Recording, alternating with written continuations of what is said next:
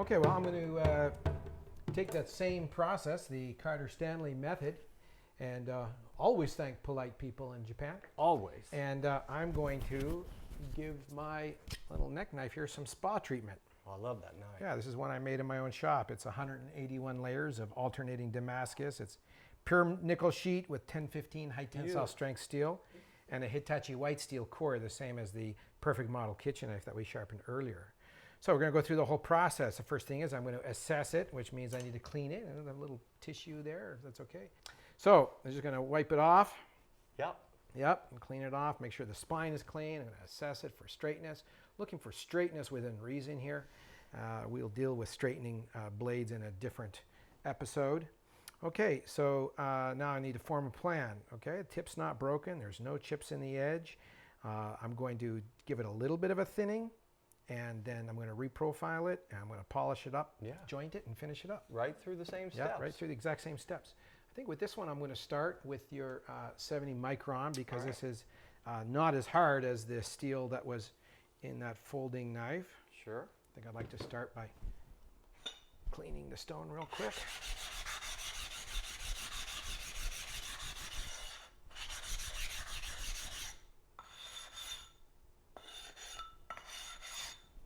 A little bit of a chamfer there.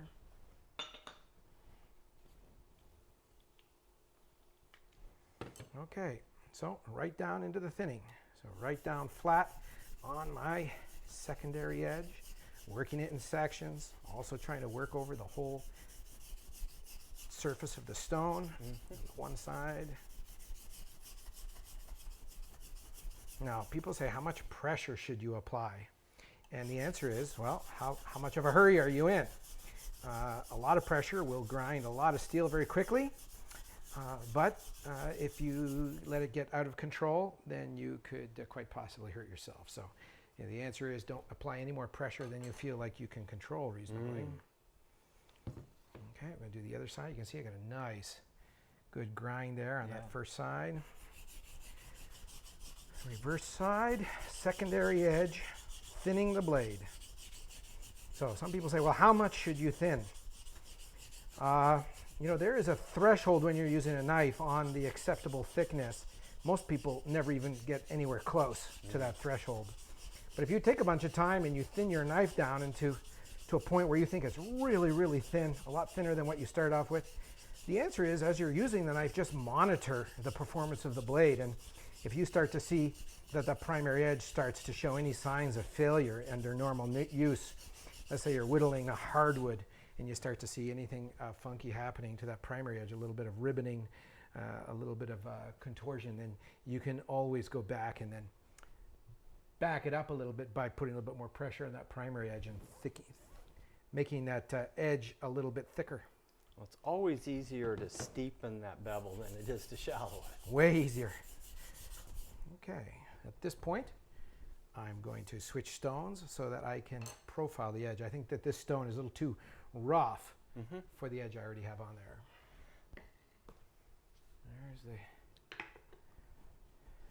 35 micron. Looks pretty clean. Okay, so now I'm going to profile. So that's a secondary edge. I'm going to raise it up a hair now. Pick it right up. Just a little bit.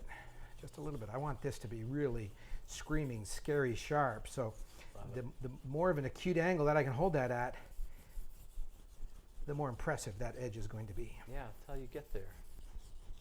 Keep profiling until I've accomplished two things: the shape or profile of the edge that I'm looking for, and a burr along the whole length of the primary edge. Okay, we've established a new primary edge on there. So now I'm ready for the next step, which is polishing. Yeah. So while I still have this stone, I'm going to polish very quickly the secondary edge. All of this sharpening, grinding, and polishing on that secondary edge really contributes in such a significant way to the performance of a blade. It's really can't be overstated. No. Really if somebody gave me a choice, they said you've got 1 minute to grind some steel off of a knife but you can only grind it off either the secondary or primary edge. I contend that grinding some steel off the secondary edge, all things being equal, will more significantly increase the cutting performance of a knife than grinding a new primary edge will, which would make the primary edge more obtuse and thicker steel. I think I agree with you. I absolutely agree with you. Fortunately, nobody's got a gun to our head telling us that we can only sharpen one or the other. We can do both. So.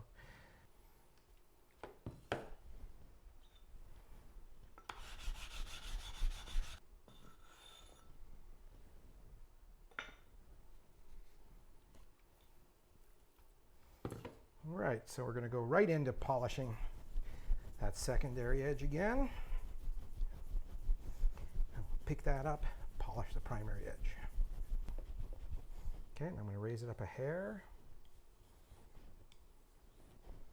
Nice light touch for that primary edge. And then, like you said, these first couple of passes on the other side need to be light, and then you can add the regular amount of pressure. Oh yeah, oh yeah.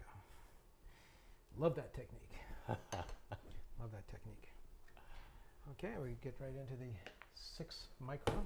Oop. Yeah. Okay, watch out for the Japanese samue. Okay, and I think I'm going to use a finer. Yep. This is the finer one. That is. Finer diamond lapping plate.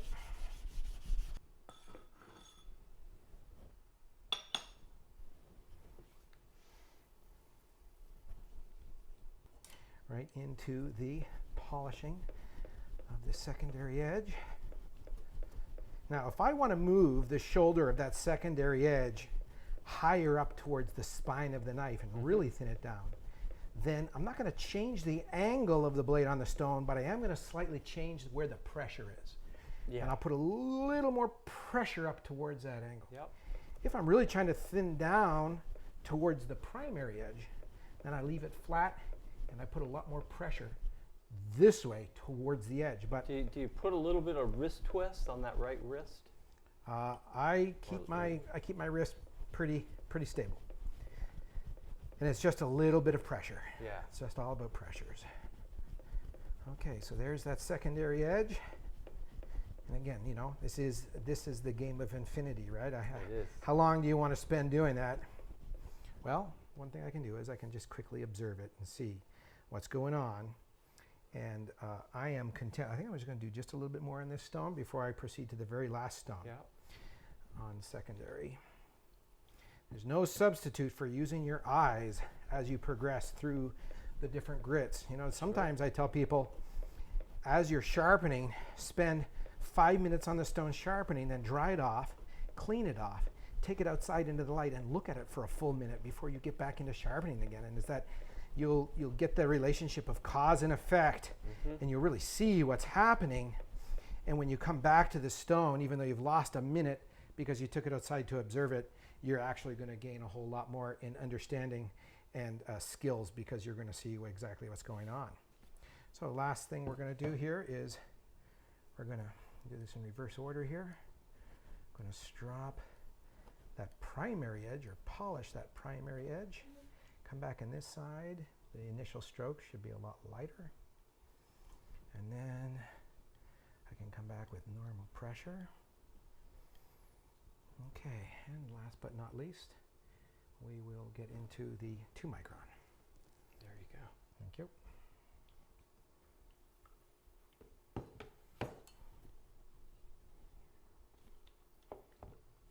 So right back into the polishing. Yeah, it's a really fine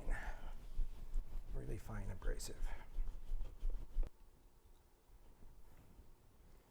Okay, so I'm going to joint very gently.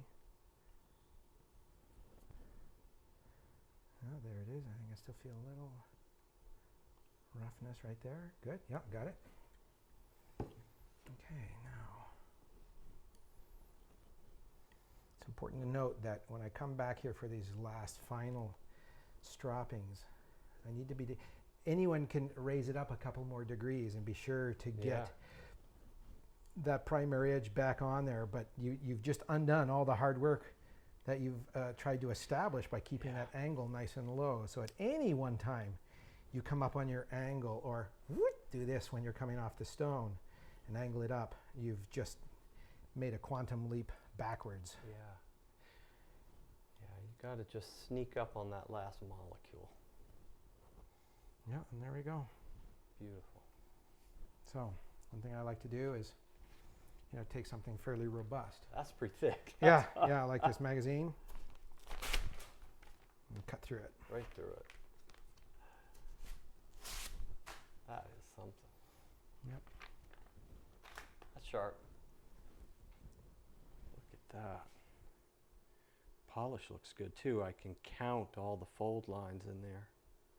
So there you go. Assess, thin, profile, polish, and joint. That's it. Always thank polite people in Japan.